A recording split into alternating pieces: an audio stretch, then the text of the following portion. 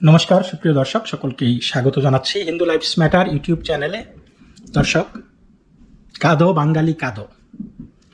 আমি কেন এই কথাটি বলছি এটা আপনারা ভিডিও দেখতে দেখতে বুঝতে পারবেন। দর্শক, একটি জাতি কিভাবে তার জাতিসত্তা থেকে বেরিয়ে আসতে চায়, কিভাবে সেই জাতিসত্তাকে অস্বীকার করতে পারে, তাদের কালচার, কৃষ্টি, ঐতিহ্যকে বর্জন করতে পারে, তারা জাতিসত্তা বাংলাদেশকে, নিজের দেশকে অস্বীকার করতে পারে, মাতৃভূমিকে অস্বীকার করতে পারে, তাদেরকে কি বলা যায়? নিশ্চয়ই দেশদ্রোহী, নিশ্চয়ই স্বাধীনতার শত্রু। এবং এই স্বাধীনতার শত্রুরা, এই রাজাকার বাংলাদেশে স্বাধীনতার এই 51 বছর পরে, 52 বছর পরেও কিন্তু রাজাকারের সংখ্যা কমে নাই, বরং বেড়েছে। তারা এই বাংলাদেশ চায় না। তারা ধর্মের নামে একটা সংস্কৃতিকে বাতিল করে দিতে চায়। They want to cancel a lifestyle, thousands of years of heritage they want to cancel. এবং তারা একটা বিনদেশি কালচার, খাদ্যাভ্যাসে, পোশাকে আশাকে, কথাবার্তায়, চালচলনে, সব কিছুতে একটা বিনদেশি কালচার আমাদের ওপর চাপিয়ে দিতে চায়। আবার বড় গলায় বলে যে আমরা নাকি বাঙালিত্বকে নষ্ট করে ফেলছি। এটা নাকি বাঙালিত্ব নয়, তারা যেটা বলবে সেটাই নাকি বাঙালিত্ব। দর্শক, পহেলা বৈশাখ উপলক্ষে মঙ্গল শোভাযাত্রার আয়োজন হয়েছিল ঢাকা সহ বাংলাদেশের তথা বিশ্বের যেইখানে যেই জায়গায় বাঙালিরা আছে সবাই আয়োজন করেছিল। একটি আনন্দ উৎসব মুখরিত একটি দিন ছিল সেই পহেলা বৈশাখ। আপনারা দেখেছেন বিভিন্ন জায়গায় প্যারেড হয়েছে, মেলা হয়েছে, গান বাজনা হয়েছে। তাদের কথা ছিল অগ্নিস্নানে শুচি হোক ধরা। তো আসলেই আমাদের অগ্নি স্নানের আবার সময় হয়েছে, অগ্নি পরীক্ষার আবার সময় হয়েছে। বাংলাদেশকে বাঁচাতে হলে, বাংলাদেশ অ্যাজ উই নো ইট, বাংলা সংস্কৃতিকে বাঁচাতে হলে, বাংলা ভাষাকে বাঁচাতে হলে, বাংলাদেশের স্বকীয়তাকে, বাংলাদেশের সার্বভৌমত্বকে বাঁচাতে হলে ধর্মান্ধ এই লেবাসদারি রাজাকারদের কাছ থেকে বাংলাদেশকে আবার ছিনিয়ে আনতে হবে। দর্শক, আপনাদেরকে আমি একটি ভিডিও দেখাচ্ছি। এই ভিডিওটা একটি হুজুরের বক্তব্য। আপনারা জানেন যে কিশোরগঞ্জের হাওরে, মিঠামইন এলাকার যেই হাওর, সেই হাওরে 14 কিলোমিটার ব্যাপী যেই রাস্তাটা, সুন্দর একটি রাস্তা বানিয়েছে, সেই রাস্তার পুরাটাই আলপনা করেছিল। এবং সেই আলপনার চেরে এই হুজুর কি বলছে দেখুন। আপনারা দেখেছেন কিশোরগঞ্জে মিঠামইন থেকে অষ্টগ্রাম পর্যন্ত 14 কিলোমিটার হাওড়ে রাস্তা রঙিন করা হয়েছে পয়লা বৈশাখ উপলক্ষে, গিনেস বুকে ওয়ার্ল্ড রেকর্ড হিসেবে স্থান পাওয়ার জন্য। 14 কিলোমিটারে সম্ভবত 9000 লিটার রং সেখানে ব্যবহার করা হয়েছে। রং ব্যবহার করা হয়েছে মানে কি? কেমিক্যাল না সব। আর আপনারা হাওড়ের যে রাস্তাটাতে রং করা হয়েছে আপনারা দেখেছেন, এই রাস্তাটা বাংলাদেশের খুব সুন্দর রাস্তাগুলোর একটা, মানে দৃশ্যটা সুন্দর, দুই ধারে পানি, অথই মাঝখানে রাস্তাটা দেখতে চমৎকার লাগে। এই যে রংগুলা, এগুলা ধুয়ে কোথায় যাবে? হাওড়ের পানিতে যাবে না? তাতে তো পানির জন্য, মাছের জন্য খুব উপকার হবে। কি বলেন? রঙের গ্রান, কেমিক্যাল, এগুলো মাছের স্বাস্থ্যের জন্য অনেক ভালো না? এই যে রাস্তা রং করছে, মানুষের ঘর বাড়িতে রং নাই, বাসের রং নাই, পাবলিক পরিবহনের রং নাই, ট্রেন গুলার রং নাই, সিল সপ্পর আপনার সালবাকলা উঠে গেছে, অবস্থা খারাপ, কোন শ্রী নাই, রূপ নাই, জায়গা মতো রং না করে কোথায় রং করতেছে? রাস্তায়। তাও আবার হাওড়ের মধ্যখানে রং করতেছে যে জীববৈচিত্র্য ধ্বংস হয়ে যাবে। এরাই নাকি আবার কলা বিজ্ঞান। এরা আমাদেরকে সারাদিন জ্ঞান দিতে আসে, সবক দিতে আসে। আল্লাহ তাআলা এই অপসংস্কৃতি থেকে আমাদেরকে সবাইকে রক্ষা পাওয়ার তৌফিক দান করুন। বাঙালিয়ানার নামে হিন্দু ধর্মের কৃষ্টি কালচার মুসলমানদেরকে চাপিয়ে দেওয়ার যে অপচেষ্টা, কিয়ামত পর্যন্ত এদেশের মানুষ এটাকে মেনে নেবেন ইনশাআল্লাহ। দর্শক, হাওরে আলপনা নিয়ে শায়েকের বক্তব্য আপনারা শুনলেন। বক্তব্যের সারমর্ম হলো অহেতুক টাকা অপচয়, কেমিক্যালে ক্ষেত নষ্ট হবে, পরিবেশ নষ্ট হবে, কেমিক্যাল দিয়ে জল দূষিত হবে, মানুষের বাড়িতে রং নাই, রাস্তায় রং কেন? দর্শক, তার কথাগুলির জবাব দেবার চেষ্টা করছি। শায়েক এখন বড় পরিবেশ বিজ্ঞানী, কিন্তু যেই মাইকে তিনি কথা বলছেন ওইটা তো সবচেয়ে বড় পরিবেশ দূষণের একটা এজেন্ট, তাই না? দেশের আনাচে কানাচে এই শায়েকরা লক্ষ লক্ষ কোটি কোটি মাইক ব্যবহার করে ভোর 3টা থেকে রাত 9টা পর্যন্ত যে আজান দেয়, এই বিষয়ে তিনি কি কখনো কথা বলেছেন? আজানটা কি এই মাইকে দেওয়া খুবই অপরিহার্য? আজকে অ্যালার্মের দিনে, স্মার্টফোনের দিনে টেক্সট করলেই লক্ষ লক্ষ মানুষ পেয়ে যেতে পারে, তাহলে এই মাইকে আজান দেওয়ার কি কারণ থাকতে পারে? এটা কি পরিবেশ দূষণ নয়? দর্শক, নীরবতা মানুষের মনকে প্রশান্ত করে। ঘুম মানুষের সবচেয়ে বড় ঔষধ, মানুষকে দৈহিক এবং মানসিক শান্তি দেয়। এই পরিবেশ বিজ্ঞানী হুজুর শায়েক সেগুলি নিয়ে কখনো কি কথা বলেছেন? আজকে তিনি পরিবেশ নিয়ে এই কলা ফাটাচ্ছেন। রাত দিন তিনি বা তারা যেভাবে হিংসা ছড়ান, এতেও কিন্তু পরিবেশের ক্ষতি হয়, মানবিক প্রতিবেশ নষ্ট হয়। এবং আপনার মানবিক প্রতিবেশ যখন বিক্ষুব্ধ, আপনার মানবিক প্রতিবেশ যখন ঝঞ্ঝাটে ভরা, তখন কোনো মানুষ কিন্তু সুস্থ থাকতে পারে না। এবং বাংলাদেশের মানুষগুলি সুস্থ আছে বলে মনে হয়। আমি সবার কথা বলছি না, মানে যেই হারে মানুষ এই বাংলা বর্জনের দিকে ছুটছে, যেই হারে মানুষ বেহেশতের টিকেটের লাইনে যাচ্ছে, তাতে কি তাদেরকে সুস্থ মনে হয়? তোমরা এসেছো এই পৃথিবীতে, তোমরা বেঁচে থাকো, তোমরা কাজকর্ম করো, অন্য কিছু ভুলে যাও, এখানে যা কাজ আছে সেইটা নিয়ে ব্যস্ত থাকো। না, তারা এইটা নিয়ে কোনো তাদের মাথা ব্যথা নাই। চুরি চামারি, পায়ুকামিতা, যা কিছু আছে, দুর্নীতি, ব্যভিচারী, সন্ত্রাস, খুন, বোমাবাজি, রাহাজানি, কোনো কিছুর বাদ নাই। কিন্তু একটা জিনিস আছে, মানে তারা আশায় আশায় বসে থাকে, সেটা হলো বেহেশতের টিকিট। সেটা যেন বগলতলায় নিয়ে তারা পথ চলছে। এইটাই হলো আজকে বাংলাদেশের সামগ্রিক পরিস্থিতি, সামগ্রিক একটি চরিত্র। আচ্ছা, এই যে শায়েক বলেছে যে জীব বৈচিত্র্য ধ্বংস হচ্ছে, তিনি গম্ভীরাশ্রু ফেলছেন। কিন্তু সামনে তো কোরবানির ঈদ আসছে, রাইট? বরকে ঈদ, কেউ কেউ বলে এটা নাকি এই গোস্ত খাওয়ার অনুষ্ঠান। ভাবুন এইবার, এই তাদের এই ঈদের দিনকে অনেকেই দেখি যে এই কোরবানি ঈদ নাকি গোস্ত খাওয়ার অনুষ্ঠান, এবং এখানে অন্যরা যদি আসে তাদেরকে গোস্ত খাওয়ার নিমন্ত্রণ দিতে হবে। যে এই যে উৎসব, ধর্ম যার যার উৎসব সবার, এটা হবে না। অন্যরা আসলে এদেরকে গোস্ত খাওয়ার নিমন্ত্রণ দেবেন। এই হচ্ছে বাংলাদেশ, ধর্ম যার যার সব সমান। আমি আমাদের সকাল এই প্রগতিশীল সেকুলার বাঙ্গুদেরকে অনুরোধ করতেছি, আগামী কোরবানের অগ্রিম দাওয়াত দিয়ে দিলাম সবাই রে, সার্বজনীন দাওয়াত। সকালে ঈদের নামাজ পড়া গরু কোরবানিতে সামিল হইবা, বিকালের সবার সাথে গরু গোশত খাইতে হইব। তখন বুঝবো যে ধর্ম যার যার উৎসব সবার কিনা, প্রমাণ করতে হইব এই বাঙ্গু সেকুলারদেরকে। মানে এটা হচ্ছে গোস্ত খাওয়ার ঈদ। যেমন সারা জীবন তারা গোস্ত খায় না, সবগুলি নাদান, গোস্তের জন্য একদিনে তারা পাগল হয়ে যায়। যাই হোক, তো এই যে কোরবানির ঈদে কতগুলি গরু কোরবানি দিবেন আপনারা বাংলাদেশে? কতগুলি? জীব বৈচিত্র্য, আপনারা জীবের জন্য প্রীতি বেড়ে গেছে, তাই না? হয়তো আপনারা যুক্তি দেখাবেন যে গরু খুব তাড়াতাড়ি বংশবিস্তার করে, বুঝলাম, কিন্তু মাছ এবং জলচর প্রাণীরা কি কম দ্রুত বংশবিস্তার করে? একটা মাছের মানে পোনা থেকে কতগুলি মাছ হয়? একটা মাছ কতগুলি ডিম পারে বলুন তো? আর একটা গরু কয়টা বাচ্চার জন্ম দেয়? যাই হোক, সেটা বাদ দেই।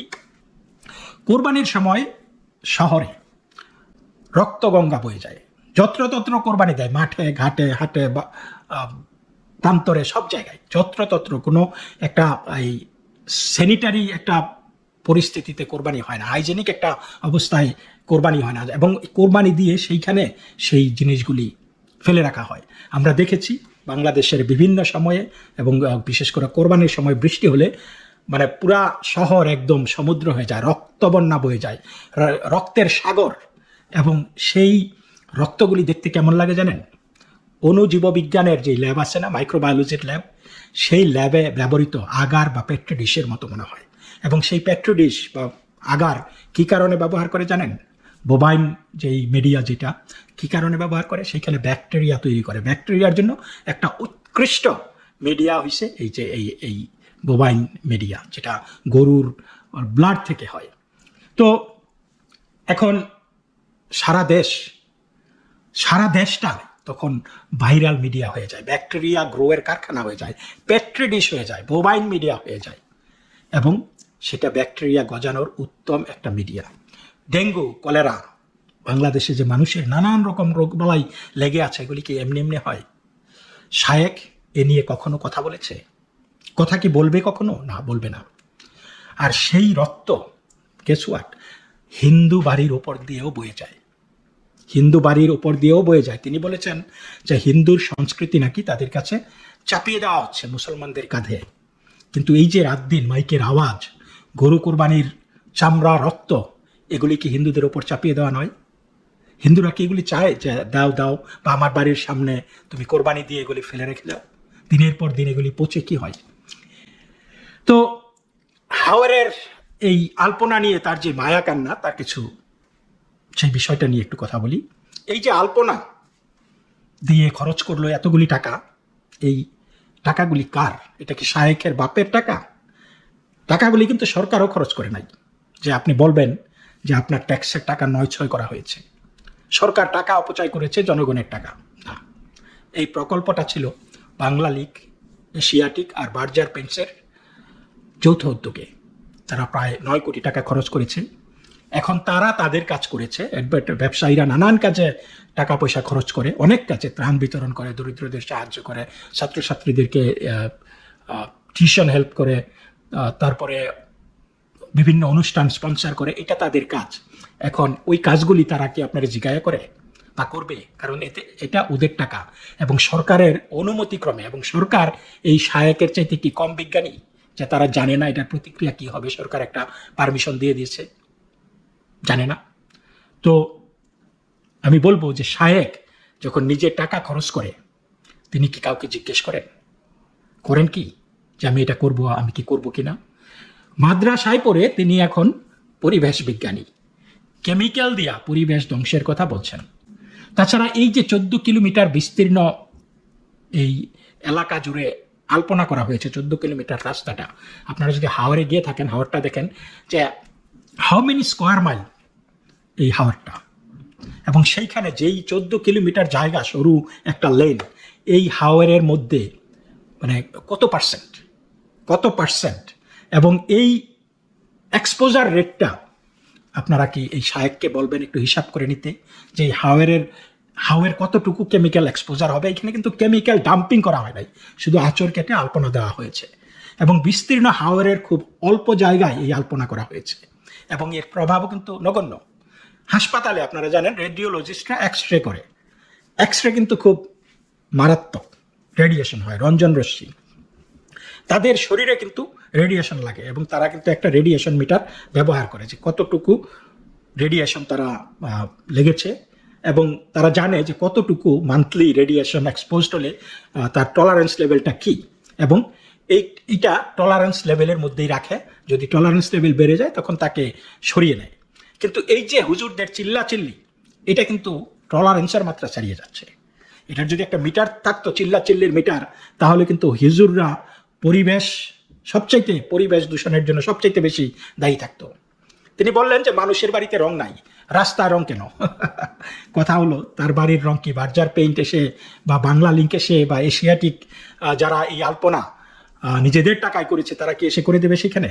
তার বাড়িতে সুন্দর বাথরুম আছে, কমোডোলা বাথরুম বিল্ডিংয়ে থাকে, তাহলে সবার বাড়িতে বাথরুম নাই কেন? ভালো বাথরুম নাই কেন?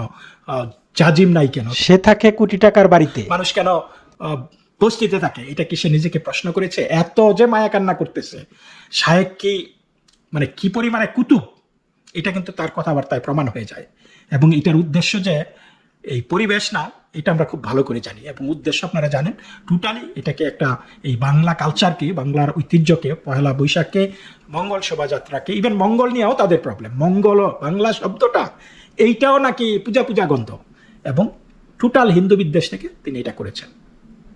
দর্শক, বুড়িগঙ্গা আর শীতললক্ষা নদী যেভাবে রাসায়নিকের প্রভাবে মৃতপ্রায় হয়েছে, সেটা নিয়ে সে কখনো কথা বলেছে?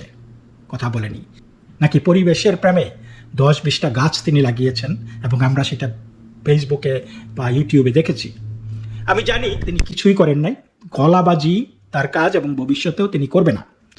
7 কোটি কেন, 7,000 কোটি টাকাও যদি অন্য কোনো খাতে অপচয় হতো, তখনও কিন্তু তিনি একটি শব্দ করতেন না। এই যে মডেল মসজিদ হয়েছে, 560টা সারা দেশে। এই মডেল মসজিদের কথা তিনি কিন্তু বলেননি। বাংলাদেশে তো সবাই মুসলমান, ঘরে ঘরে নামাজ পড়তে পারে, মডেল মসজিদের কি দরকার? মসজিদ তো আছেই, তারপরেও কিন্তু কিছু বলেননি। যাই হোক, কিন্তু এখন তিনি কেন করলেন?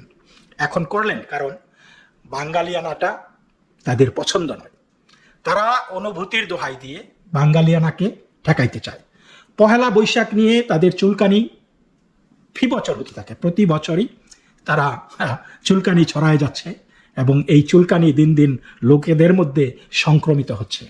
এবং এখন আর কিছু না পেয়ে এতদিন তারা এগুলি থামাইতে না পারে, এখন আসছে আলপনার, বৈশাখের আলপনার সমালোচনা নিয়ে।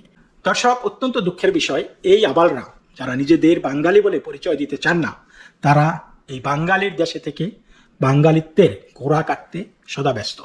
আমরা এদের সুযোগ দিচ্ছি, সরকার এদের তোষণ করছে, সুযোগ দিচ্ছে। এবার আরেকটি ভিডিও আপনাদেরকে দেখাই, আপনারা দেখুন। এটা এই আরেক হুজুর তোহা কি বলছে শুনুন। আপনি রাস্তায় হাঁটছেন বানরের মূর্তি নিয়ে, বানরের সাথে আপনার কি সম্পর্ক? বানরের সাথে বাঙালি সংস্কৃতির কি সম্পর্ক? আমরা কি বানর থেকে আসছি? তাহলে বানরের মূর্তি আমি হাঁটে নিয়ে হাঁটবো কেন? একটা প্রজন্মকে আল্লাহ বানর বানিয়ে দিয়েছিলেন, কোরআনে দলিল আছে। আমরা কি সেই প্রজন্ম? তাহলে বানরের মূর্তি নিয়ে রাস্তায় হাঁটবো কেন? কেন আপনি পেঁচার সাথে আপনার কি সম্পর্ক? তো এখানে পেঁচার সাথে আপনার সংস্কৃতি কি সম্পর্ক? পেঁচা অমঙ্গলের লক্ষণ। তো এগুলো কি শুরু করেছি আমরা? দেখবেন আমাদের মুসলমানদের সংস্কৃতির মধ্যে এখন সব বিজাতীয় সংস্কৃতি ঢুকে গেছে। আমরা এখন পড়ে আছি গান বাজনা, ঢাকঢোল, ডুবি তবলা এবং এমন কিছু সংস্কৃতির নামে কাজ যেগুলোর মধ্যে শিরক আছে অথবা বেদাত আছে। এত বাঙালি বাঙালি করে চিৎকার করেন, তাহলে আপনি এগুলো পড়ছেন কেন? কথা বলেন। আমাদের বাপ দাদারা বাঙালি ছিলেন, খাঁটি বাঙালি, তাহলে আমরা কেন এখন জয়ীফ বাঙালি হলাম কেন? জাল বাঙালি হলাম কেন? আপনার বাসার কমোড পর্যন্ত ইংরেজদের আদলে করা। সবকিছুই খাবার অভ্যাস, খাদ্যাভ্যাস, আপনি পিৎজা বার্গার ছাড়া খেতেই পারেন না, খাদ্যাভ্যাস ইংরেজদের। তারপরে খাওয়া হালাল না হারাম সেটা প্রশ্ন করছি না আমি। আপনি প্যাশনেট না তো আমাদের সংস্কৃতি নিয়ে? আমাদের সংস্কৃতির মূল জায়গাটা কই? একটা বাড়িতে, একটা বিয়ে বাড়িতে যদি গানও বাজে, সেটাও বাজবে হিন্দি গান, সেটাও বাজবে ইংলিশ গান। তাহলে আমি এইবার বলি যে বাংলা লেক্সিকনে যেই শব্দগুলি ঢুকানো হয়েছে, বিসমিল্লাহ, আলহামদুলিল্লাহ, মাশাল্লাহ, সুবহানাল্লাহ, এই জিনিসগুলি কি বাংলা সংস্কৃতি, বাংলা ভাষা? তাহলে কিন্তু আমরা তো এখন কেউই বলেন না যে আমি প্রীত হয়েছি, ধন্যবাদ, এই জাতীয় কথা না বলে এখন এই যে মাশাল্লাহ, সুবহানাল্লাহ, ফিমানুল্লাহ নাকি যেন এই সমস্ত, ইভেন আল্লাহ শব্দটাও তো বাংলা না। তাহলে আপনি কি বুঝাতে চাচ্ছেন আমাদেরকে? আমাদের সংস্কৃতি ছিল মাছে ভাতে বাঙালি, ওই মাছ তো ফরমালিন দিয়ে সব নষ্ট করে ফেলেছেন। মাছেও ভেজাল, ভাতেও ভেজাল, পুকুর সব ভরাট করে ফেলতেছেন, নদীগুলো শুকায় যাচ্ছে। নদী মাত্রই বাংলাদেশ, নদী কোথায়? নদীতে পানি কোথায় বলেন? পানির ন্যায্য হিস্সাই বা কোথায়? আমাদের কি পানির ন্যায্য হিস্সা দেওয়া হচ্ছে? তাহলে আমরা কি দাস হয়ে থাকবো নাকি? দর্শক, তোহা বলেছে বানর পেঁচার সাথে আমাদের সম্পর্ক কি? আমরা কি বানর থেকে আসছি? এই চোরানমন পুলিশ বুঝছেন, তিনি পহেলা বৈশাখকে ব্যঙ্গ করতেছেন। অবশ্যই বানর পেঁচার সাথে আমাদের সম্পর্ক আছে, আমাদের সব কিছুর সাথে সম্পর্ক আছে। পৃথিবীতে যা কিছু আছে সব কিছুর একটা পারপাস আছে। এই মহাবিশ্বে যত কিছু আছে সব কিছুর একটা পারপাস আছে। চাঁদের সাথে আমাদের সম্পর্ক কি? সূর্যের সাথে আমাদের সম্পর্ক কি? আমরা কি চাঁদের থেকে আসছি? আমরা কি সূর্য থেকে আসছি? সম্পর্ক আছে, কারণ চাঁদ সূর্য না থাকলে পৃথিবী ডিস্টেবিলাইজড হয়ে যাবে, পৃথিবী থাকবে না। ব্যালেন্স, এই ব্যালেন্সটা রাখার জন্য প্রয়োজন। পরিবেশেরও এরকম একটা ব্যালেন্স দরকার। এই যে আমরা খাচ্ছি সব কিছু, খাবারটা কিভাবে, খাবারটা হজম হচ্ছে, কিভাবে হজম হচ্ছে? কিছু ব্যাকটেরিয়া আছে, তাই না? সেই ব্যাকটেরিয়াগুলি এগুলিকে নষ্ট করছে। এবং এই যে তিনি বলছেন যে আমাদের সংস্কৃতিটা খাঁটি, আমাদের বাপদাদারা খাঁটি বাঙালি ছিল, আর এখন আমাদের সংস্কৃতি নষ্ট হয়ে যাচ্ছে। তো আপনার শরীরটাও তো নষ্ট করা। আপনার সেই মলদ্বারে যে ব্যাকটেরিয়াটা থাকে সেটা যদি আপনার মুখে থাকে তাহলে কি হবে? মলদ্বারে তো ব্যাকটেরিয়াটা নোংরা, তাতে আপনার তো নোংরা সেই চিন্তা ভাবনা করলে। আর খাঁটি কোনটা? আমরা আবহমান কাল ধরে একটা সংস্কৃতি পরিবর্তিত হয়, একটা কালচার পরিবর্তিত হয়, মানুষের পোশাক পরিবর্তিত হয়, মানুষের খাদ্যাভ্যাস পরিবর্তিত হয়। আপনি সেই কোনো এক যুগে গুহায় বসবাস করতেন, আপনি কোনো এক যুগে খেজুর খেয়ে বাস করতেন, মানে খেজুর খেতেন। এখন কি আপনি পিজা বার্গার খাবেন না? আপনি এখন কি পোলাও, মিষ্টান্ন, বিরিয়ানি আপনি খাবেন না? তাহলে এতে করে সংস্কৃতি চাই কেন? সংস্কৃতি সমৃদ্ধ হয় আপনি যখন নতুন নতুন জিনিস আনবেন। বৈচিত্র্যতা is an asset. Okay, diversity is an asset, কিন্তু আপনারা ডাইভার্সিটিকে নষ্ট করে দিতে চান। আপনারা সেই মানদাতার আমলে মানে মরুর দেশের কালচার আপনারা ফিরে যেতে চান, সেটা তো উচিত না। বাংলাদেশ তো মরুভূমি না, বাংলাদেশ সুজলা সুফলা শস্য শ্যামলা একটি দেশ, এবং এইখানে মরুভূমির জীবনযাত্রার চাইতে আমাদের জীবনযাত্রা অনেক তফাৎ। কিন্তু সেই জিনিসটাকে এই তোহাদের মেনে নিতে কষ্ট হয়, কিন্তু তারপরে তারা এইখানে থাকবে, এটার সমালোচনা করবে, এটাকে চাপিয়ে দেওয়ার চেষ্টা করবে যাতে আমরা তাদের সাথে মেনে নিই, তারা আমাদের সাথে মেনে চলবে না। বুঝলেন ব্যাপারটা? বিয়ে বাড়িতে গান বাজলে হিন্দি ইংরেজি বাজায়, সমস্যা কি?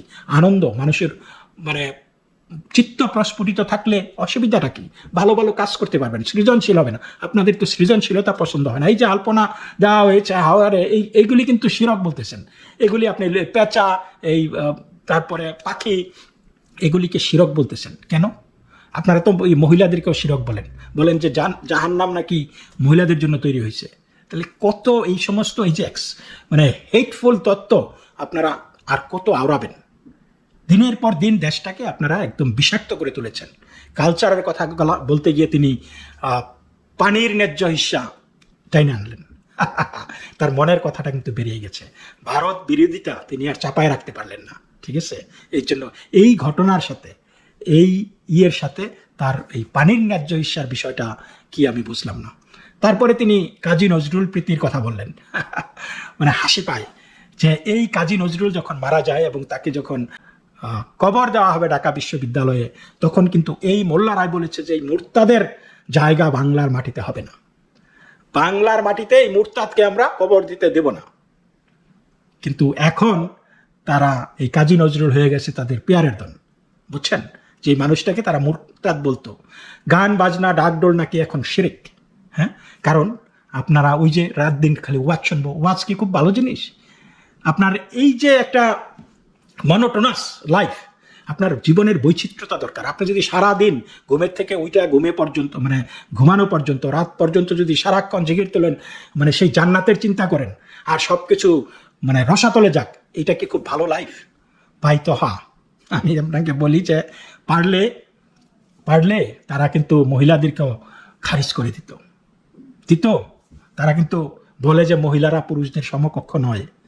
তারপরে দর্শক, এইবার আপনাদেরকে ফাফরবাজের একটা ভিডিও দেখাবো, কিন্তু আপনারা এই ফাফরবাজি শোনেন। ভাইরে, এই পয়লা বৈশাখে মঙ্গল শোভাযাত্রা নামের ছাগলামিতে আমি অংশগ্রহণ করি নাই। এমনকি পয়লা বৈশাখে মেলাতে গিয়ে আমি মাইয়াদের সাথে ইফটিজিংও করি নাই। এখন কি আমি নিজেকে বাঙালি বলে পরিচয় দিতে পারবো, নাকি নিজেকে এখন থেকে ইংরেজ বলে পরিচয় দিতে হবে? আপনাদের মনে প্রশ্ন জাগতে পারে, পয়লা বৈশাখে মঙ্গল শোভাযাত্রায় ছাগলামি না করলে কিংবা মেলাতে গিয়ে মেয়েদের ইফটিজিং না করলে বাঙালি বলে পরিচয় দেওয়া যাবে না, এটা কেমন ধরনের কথা? দেখেন ভাই, এটাই আসল কথা। আপনি বাঙালি হয়েও যদি পয়লা বৈশাখে এই কাজগুলো না করেন, তাহলে আপনাকে বাঙালি সত্তা থেকে বাতিল করে দেওয়া হবে। যেমন ধরেন, আপনি যদি পয়লা বৈশাখে ফিডব্যাকের মেলায় যাইরে গানের সাথে লুঙ্গি ডান্স না দেন, তাহলে আজ থেকে নিজেকে বাঙালি হিসেবে পরিচয় দিবেন না। আজ থেকে বাংলা ভাষায় কথা না বলে সবার সাথে ইংরেজিতে কথা বলার চেষ্টা করুন। তাছাড়া আপনি যদি ঘুম থেকে উঠে 2000 টাকা কেজি দরের ইলিশ দিয়ে পান্তা ভাত না খান, তাহলে আপনার ভেতর বাঙালির কোনো বৈশিষ্ট্যই বিদ্যমান নাই। আপনি বাংলাদেশে থাকার যোগ্য না। আপনাকে কান ধরে শাহবাগ ময়দানে দাঁড় করিয়ে রাখা উচিত। পান্তা ইলিশ খাওয়ার পর আপনি যদি মঙ্গল শোভাযাত্রায় অংশগ্রহণ করে লাফালাফি না করেন, তাহলে বাঙালি নথিমালা থেকে আপনার নাম কেটে যাওয়া উচিত। আরে, আপনি যদি শাড়ি পাঞ্জাবি পরে রাস্তায় নেমে যদি একটু লাফালাফি নাই করেন, তাহলে আপনি কিসের বাঙালি? এই ফাফরবাজের ভিডিওতে কিছু মন্তব্য এসেছে, সেই মন্তব্যগুলি এই ভিডিওর পরে আমি আপনাদেরকে পড়ে শোনাবো। তখন আপনারা বুঝতে পারবেন যে কি পরিমাণে মানুষ নিজের পরিচয়, নিজের সংস্কৃতি, ঐতিহ্যকে অস্বীকার করতে চাচ্ছে, কি কারণে মানুষ উল্টা পথে যাচ্ছে, সেই গুহার জগতে, সেই মরুচারীর সময়ে ফিরে যেতে চাচ্ছে, এবং দেশের অধপতনটা যে কোন পর্যায়ে পৌঁছেছে, এটা কি আর বলার প্রয়োজন আছে? দর্শক, আপনারা দেখলেন ফাফরবাজি কি পরিমাণে ট্রলিং করতেছে আমাদের সংস্কৃতি নিয়ে, পহেলা বৈশাখ নিয়ে, কি পরিমাণে টন্টিং করতেছে, কি পরিমাণে কুৎসিত যোগ করতেছে সে, বুঝলেন? অপমান করতেছে আমাদের সংস্কৃতি, আমাদের শিক্ষা, আমাদের ভাষা, আমাদের ঐতিহ্যকে। এবং এই কমেন্ট যারা করেছে, আমি কমেন্টগুলি আপনাদেরকে একটা একটা করে পড়ে শোনাই। একজনে লিখেছে, পহেলা বৈশাখ আবার কি? তারপরে আরেকজনে লিখছে, বুঝলাম আমি বাঙালি হতে পারি নাই। আরেকজন লেখছে, নির্লজ্জ বেহায়াপনা যদি হয় পহেলা বৈশাখ উদযাপন, তাহলে তা বর্জন করা সময়ের দাবি। ভিডিওটি সেভ করে রাখলাম, যখন নিজেকে প্রচুর শাস্তি দিতে ইচ্ছা করবে তখন ভিডিওটি আবার দেখব। তারপরে লিখেছে, যার পহেলা বৈশাখ পালন করে তা স্পষ্ট মুসলমানদের সাথে দুশ্মনী করে, এরা প্রকাশ্যে মুসলমানদের শত্রু। আর পহেলা বৈশাখ কখনো বাঙালি সংস্কৃতি হতে পারে না। আমরাও বাঙালির সংস্কৃতিতে কোথাও দেখিনি বানর বা পেঁচা আমাদের সংস্কৃতির অংশ। এদের সংস্কৃতি ইন্ডিয়া ও আমেরিকার, যারা আমাদের উপর জোর করে চাপিয়ে দেওয়ার পরিকল্পনায় এগিয়ে যাচ্ছে। আমি বাঙালি না, আমি মুসলিম। আজ পহেলা বৈশাখ, মঙ্গল শোভাযাত্রা থাক, তাতে কি, আমি তো মুসলিম। আমি বাঙালি হতে চাই না ভাই। আমাকে আমেরিকার ভিসা কপালে ছুঁড়ে মারেন, যদি আমেরিকার ভিসা নাও দেন তবে ইউরোপের ভিসা দেন, তাই আমিও বাঙালি হতে চাই না। ক্যালেন্ডার থেকে বৈশাখ মাস নামটাই উচ্ছেদ করে দেওয়া দরকার। আমি উগান্ডায় চলে যাচ্ছি, কারণ আমি এমন দিবস কোনোদিনও পালন করি নাই। আমিও বাঙালি থাকলাম না। ও, আমি ভাবছিলাম আজ ঈদের চতুর্থ দিন। সকল জিনার দিন এইটা। আল্লাহ আমাদের এইগুলো থেকে রক্ষা করুক। পহেলা বৈশাখ মুসলমানদের জন্য নয়, বাঙালি সংস্কৃতির নামে হিন্দুত্ববাদকে চাপিয়ে দেওয়ার একটি অপকৌশল। সাবধান। আমি বাঙালি হয়ে থাকতে চাই না। সরকারের কাছে আমার অনুরোধ, আমাকে অস্ট্রেলিয়া পাঠানো হোক।